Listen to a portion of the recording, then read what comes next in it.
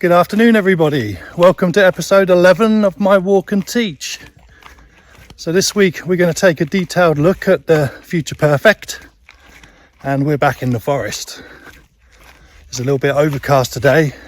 Temperatures have dropped a little bit, which is great because it's been really hot all week. So future perfect. Remember, perfect tenses are called perfect tenses due to the Latin word perfectum, which means completed or finished, done. And this is the main verb in the sentence. So let's look at the verb structure. So the auxiliary verb is of course will, because it's about the future. The second auxiliary verb is have, because it's a perfect tense. Of course, that's followed by the past participle, which is that done, completed action. So we're now talking about the future. So a done, completed action, we're normally talking about the past. But of course, we select a time in the future, and by that time in the future, it's quite a specific time usually. By that time, something will have happened, or I, or whoever the subject is, will have done something by that time in the future. So we're almost predicting, aren't we? And of course will means 100%, so it's quite a strong prediction. It's like an event which is absolutely going to happen. So last week, if you saw episode 10, I talked about future continuous. And future continuous, just to compare against the future perfect, continuous tenses are about that activity. So again, we had that specific time in the future, and at that time we will be in the middle of doing something. So the only difference here is that we're not talking about the activity being in the middle of doing something.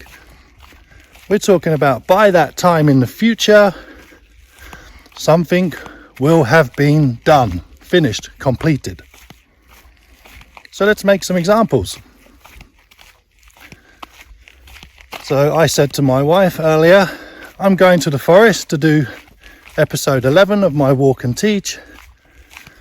And she said to me, but lunch will be at 2 p.m. I said, I will have finished by then. So I will be back on time. I will have finished my Walk and Teach by 2 p.m.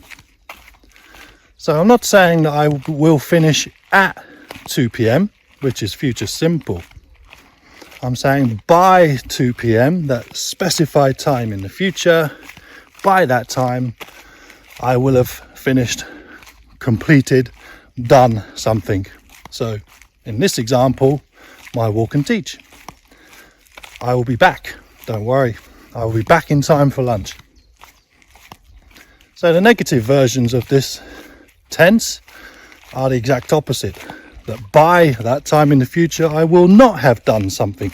I will not have finished something. And in question forms, we can ask other people, by that specified time in the future, by 2 p.m, will you have finished your Walk and Teach? Do I need to hold the lunch, or can I get lunch ready for 2 p.m? So that's a quick look at the future perfect. It's quite scary for some users, probably because it's a perfect tense. You know, this is the sticking point in English for many learners. But very important that you grasp the perfect tenses. So future perfect isn't so difficult, but yeah, it's not so easy to use either, finding that correct situation. So practice. And to practice, you can go to my web app. If you haven't already taken a look at it, or if you haven't already bought it, please consider checking it out. There's a QR code on the screen. It's only €3.99, so almost €4, and you get lifetime access to the best content for learning the English tenses. And if you can master the English tenses, you'll take your tenses and your English in general to another level. So from the forest, I'll say goodbye and I'll see you next week. All the best for now. Take care.